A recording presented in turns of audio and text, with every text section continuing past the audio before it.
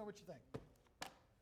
All very approachable. Okay, so this morning, behind schedule a little bit, but our special guest is Ruthie Winston. Ruthie, I first met 15-ish, 20 years ago, more. 24 years ago as an agent at Keller Williams New Orleans. She was always had a lot of interest in activity in the art world, and seen you just over the years kind of at events and as an auctioneer, and finally I think you and my wife connected over something, and you told Lauren what you were doing, and we both thought that was incredibly fascinating. So come on up, let's welcome Ruthie Winston and tell us about her business. Thank you. Appreciate it. Good to see you. Yeah. Actually, Lauren and I saw each other at Longview.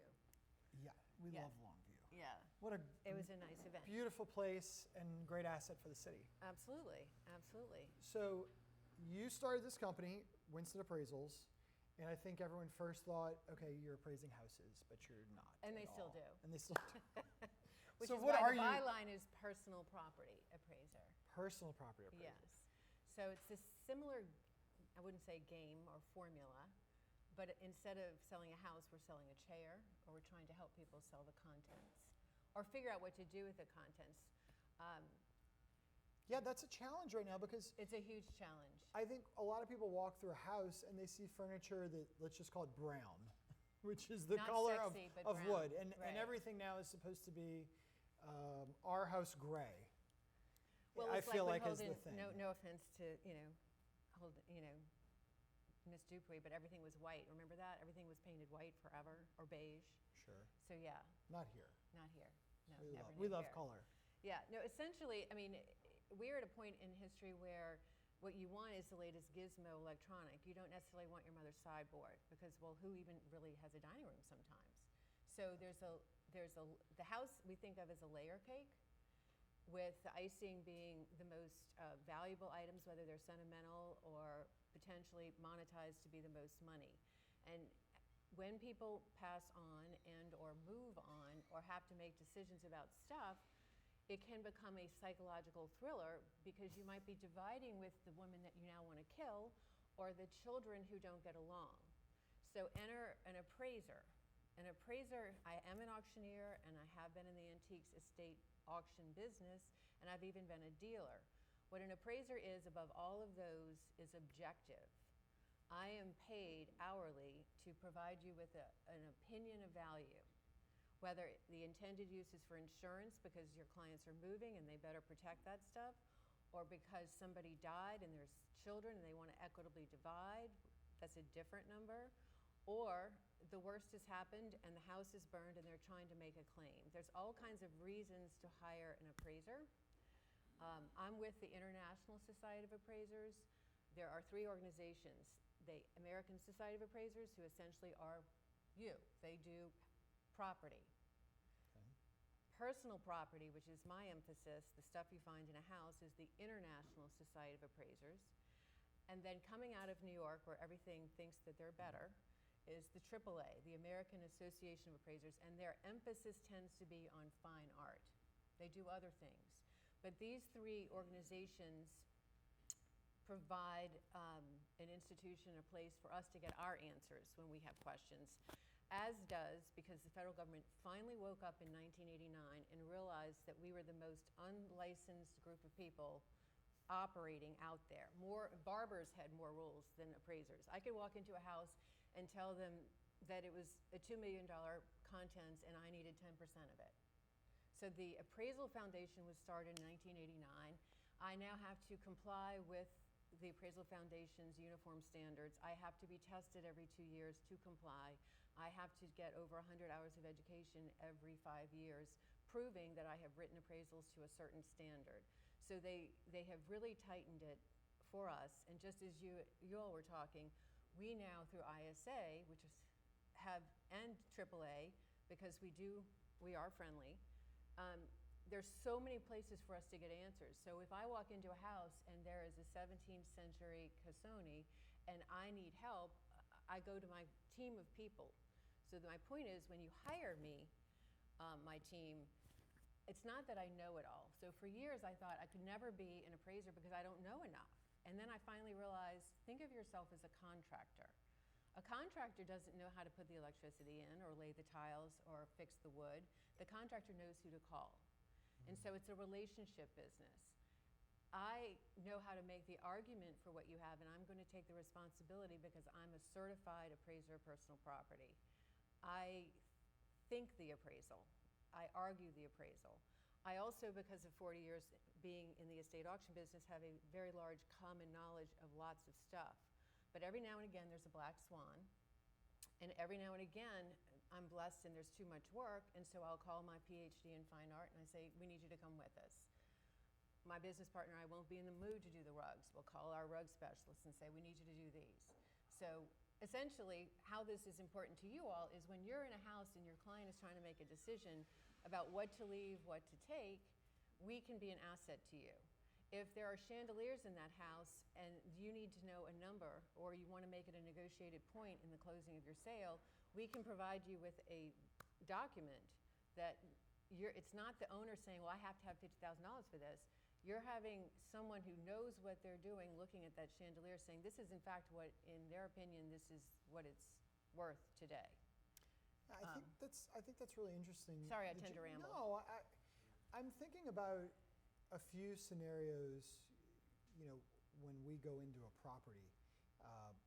The first one is, I seem to attract older people that are like, Jeffrey, when my kids don't want this house, so you're going to have to sell it whenever I die. And I'm like, well, How lovely. You're 85, you've got probably another 10 years. It's like, great, we're going to sign the listing agreement now. But they say, the next question is generally, what am I going to do with all this? My kids don't want this painting or this whatever. It meant something to me when I bought it with my husband in Europe or brought it back, from a family trip. What should I be telling them at that point? Those are some of my favorite clients, other than, the dead client with the taxable estate. Those are the best clients. But with about a $20 million This is tax. my favorite job because what I've learned over the years, not to be too sentimental, is the best thing in the house are the people. Sometimes, I always read the obit before I go to an estate, and sometimes you meet the most amazing people. But it's their stories that they want to pass along. So the older couple, what do I do? What do I do? That's anxiety for them. I'm dealing with a couple right now with a plantation upriver who that is their biggest concern. And they are texting me at 8:30 at night, and I'm like, y'all really should be not thinking about this right now. So my answer is, as they think about maybe signing a listing agreement with you or having an arrangement so that down the road when they're ready, the best gift they can give their children is to be as prepared as possible so that when the inevitable happens, the children who may not even live here aren't faced with the enormity of the task of grieving for their parents, as well as what the hell do I do with all this stuff. So a lot of the jobs that we do, which is I love doing, is going in advance. They're thinking about this. They want us to go, and we do write room to room unless otherwise instructed. We can either be forensic or we can do the trees. They'll say, we have 3 children, we want to treat them fairly. Give us a template, tell us, and then 5 years later when they're dead, they call and they say, we found your book, can you come update the numbers? Are the So you give them a same? book, you make a book with everything of value. Our product is a PDF file of our appraisal plus a bound copy, which is an illustrated by room appraisal listing the items and explaining how we got there. So the beauty of this job, this is my favorite part, is so often we'll meet clients and they say, they have all this stuff on the dining room table, they hit the tureen or something and they say, every Thanksgiving my mother told me who gave me this or who gave the family this, and now I can't remember. So one of the nice things about doing this job when the older people are still with us is I'll say, if there's any provenance, any history you want to give me, we'll add it. So they'll know that I got this as a wedding gift. So mom's story goes in with it, with the value of it. So that's really interesting because I sure don't want to sit there. Provenance does matter. If in fact that was a friend's client over there, which it's not, you would want to know where the pedigree of that painting at a certain level. They brought it from France. Yes. If you're ever trying to figure out if it's actually painted by Some someone. people, it's added value knowing the lineage of an item. So did it come from Henry Stern? Did it come from Stair and Company? And so some people keep incredible files. But I'm in the middle. I have an older brother who is a biochemist by trade and can barely speak English because he's so nerdy. And my sister is a social worker who would rather hike. So if I die, the baccarat will be put with the Pyrex.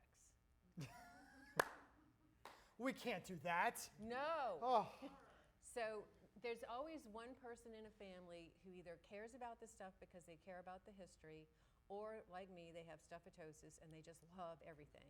So stuff of what? stuffatosis. I love that So word. instead of letting that That's so one good. person hoover it all up, you want to be fair. You also, in giving you this information, Mama might have always said, well, you know, my sideboard is the most valuable thing and it should be at Winterthur and it's just the best thing. I'll come in and I'm thinking, that is a 1940s English reproduction. I wouldn't give you $200 for it. So what you don't want is for this sister to get the sideboard and everybody else to believe she just got the most valuable thing and resent her for it. Or she thinks she got the most valuable Right, thing. that's just not fair. So that's actually exactly where it's going to go, is items that really aren't valuable. I think about in my own family, there's a number of things and paintings and different things that my parents have that mean something to them or to us and probably it's- worthless to everyone else. It's generational, right? So how do you assess that value? I mean, at the end of the day, I'm guessing you've got standards and you have to say it's worth $200. But just because it's worth to Jeffrey, you know, it's priceless. We get back to that objective opinion. Just because you need a hip replacement, it doesn't mean the chair is $5,000. You know, just because Mama said so doesn't make it so. Just because you've paid $6 billion on Royal Street for it doesn't make it so. And that's a disservice to carry on that myth, because if someone thinks that they're inheriting something that may help them pay for their child's education, that's horrible. And things change. 25 years ago on the auction stand, I was selling French provincial armoires for $3,500. I can't pull $400 for one right now. So just because it's an antique doesn't make it valuable. My favorite part of my job is I don't have to sit still, but B, it's a treasure hunt. Oftentimes I'm invited to a house to look at what they perceive to be or have been told to believe are paid for the best antiques, when in fact it's that little basket that they inherited from their great aunt that's actually worth the most money. So it's really, you know, it's like the Shoppers Network. Most people really don't know what they have. Interesting. So when I was a kid, my parents would go to some of the auction houses and they would I buy remember seeing something. them. Yeah. And they would walk out, and they would spend a ton of money. They would kind of get some great deals on things and beautiful secretaries and things like that. But the auction houses have closed for the most part. And I think a lot of us are establishing our lives as people that are making more and more money and don't want to just go to, I mean, look, we buy stuff at West Elm, but it's garbage at the end of the day. Yeah, those are hard jobs. You know, so the couple that got married and bought Restoration Hardware and then 6 months later getting divorced. That's really expensive, West Elm. It's just all by a different Right, name right. and Yeah. and format. But I guess my question is, how would you advise, especially people in their 30s, 40s who are establishing homes, how do you go build a home today that's got things that are maybe finer, nicer, That have integrity? that have integrity? Yeah, that aren't Right. just made in China and shipped in boxes over here, Right. but still affordable and approachable. Right.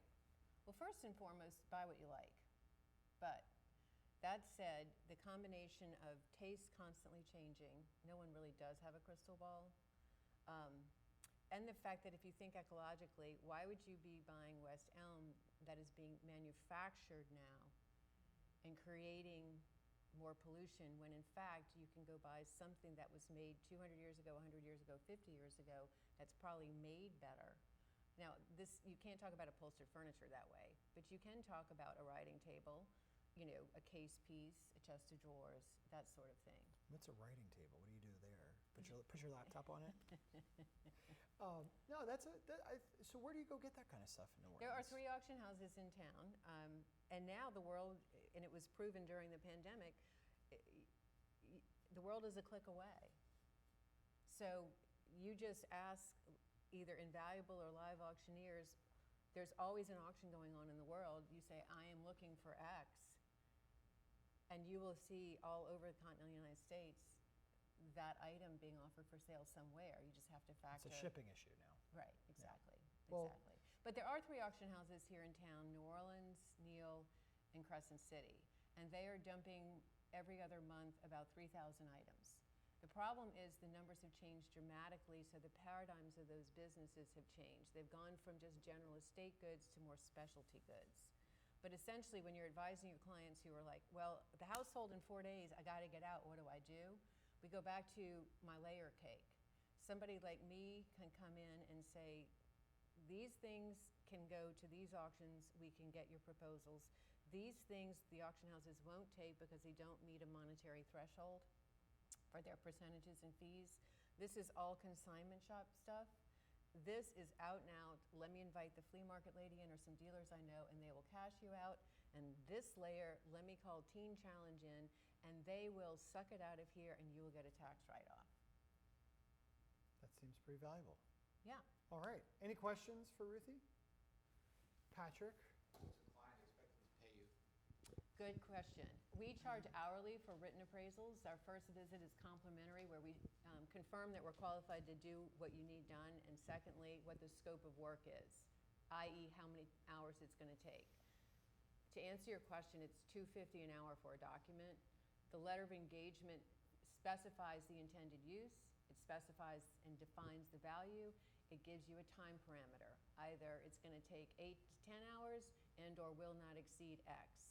You won't go into this and then get a bill and freak out. If it's a protracted job, we will bill every 2 weeks, like an estate taxable job that has multiple homes.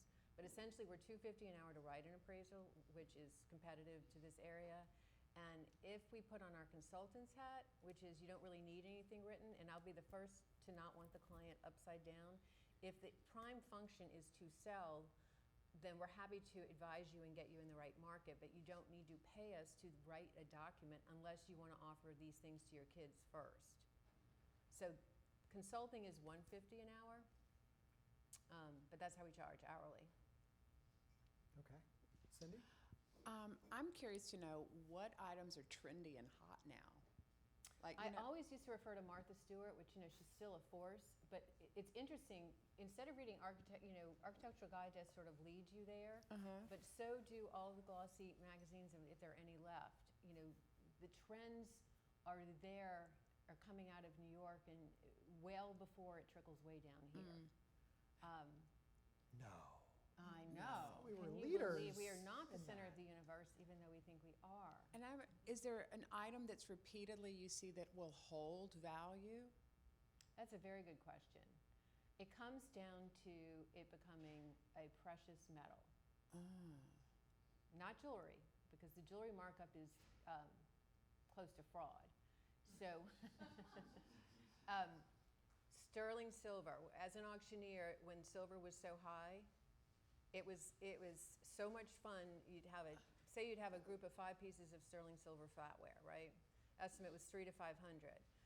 I would describe it and go, and literally 7 hands would go up, and it would just be 3, 350, 455, boom. They were paying for melt. So to answer your question, sterling is usually a good investment because it may come up and it may go down. If you drop it, it just dents. It doesn't break. You can leave with it if need be, and sterling can hold its value. More valuable than sterling can be American coin. American coin is softer. It's a 19th century thing. It comes in hollowware and flatware. It's a whole nerdy group of people who collect pieces made in different regions. People pay crazy money for Mobile coin, crazy money for New Orleans, Baltimore. There's a whole world of coin silver out there. So just, if you're going through your grandmother's things and it doesn't say sterling, but it has somebody's name on it, call me. Okay, cool. Yeah. There you go. Yeah. So buy. Also, fine art. Fine art is the largest piece of the pie. It's truly the most codified category of collectible. And a painting doesn't require a lot of storage. It does require a certain climate. but a work of art that is truly a work, not a fake Franz Klein, but a piece of art, a piece of art by a known artist. Sorry, I want one too. I don't even like But I forgot to marry well. So, a piece of art, depending upon the artist and the style, can generally hold a bit of value. That said, there are always periods of time. Remember, when the Impressionists came out, they thought they were just crazy people. So as you see here in the housing market, it comes up and it goes down.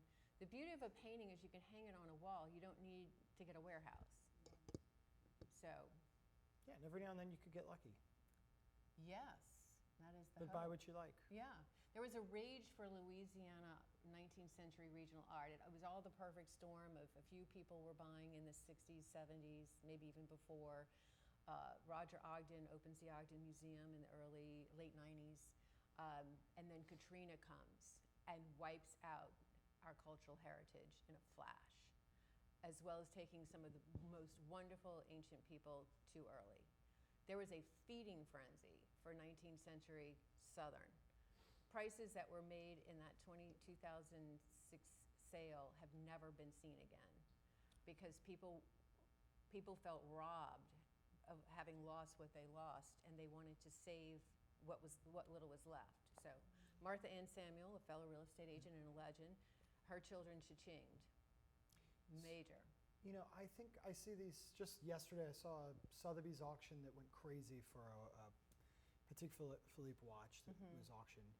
And I think, okay, basically the most incredible things are fetching prices never dreamed of, and everything else seems to just be going by the wayside. But in art, it sounds like there is a healthier middle than maybe other areas Art of is collectibles. so.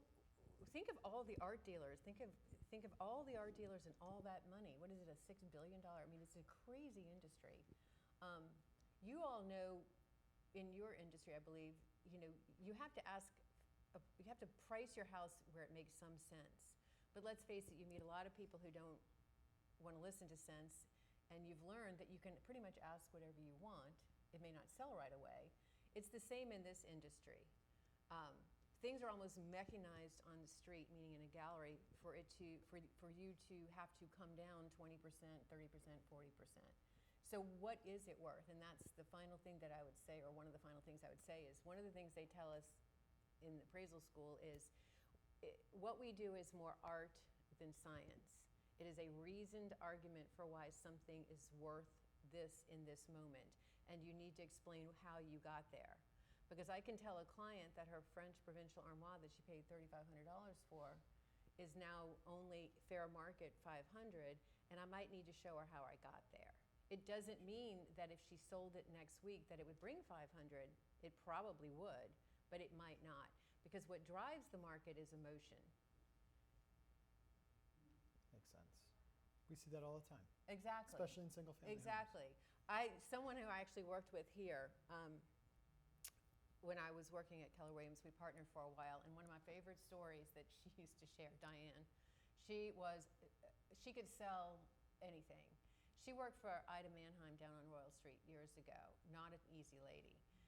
And she told me the story that there was this commode. I don't remember the style of the commode, it was no doubt French. A commode on the main floor of Mannheim's right at on Royal Street, and it just wouldn't sell. It wouldn't sell. It wouldn't sell. And they were talking about it one day during a slow moment. And Diane said, well, instead of lowering the price, why don't we triple it? So they did. And the next day, like, a doctor walked in, she said, and he had to have it. It was the relationship to the number. It was, if it's worth that much money, it must be important, so I should have it. Interesting. Well, I think that is a great story to end on. Thank you so much, Thank Ruthie, you. for being here. Really appreciate it. Sorry if I went on too much. No, that was Thank y'all. We have, that is the one not real piece of art in the office. We are slowly collecting. We are slowly collecting things that are To hang it here if it were real. right. We're collecting things slowly. All right. It's a pleasure Thank to you see so much, all. Ruthie. Thank you so much. And we will put Ruthie's comments in the notes in the email that goes out today. And Ruthie, you're welcome to stay around if you want to say hi if you have a few minutes.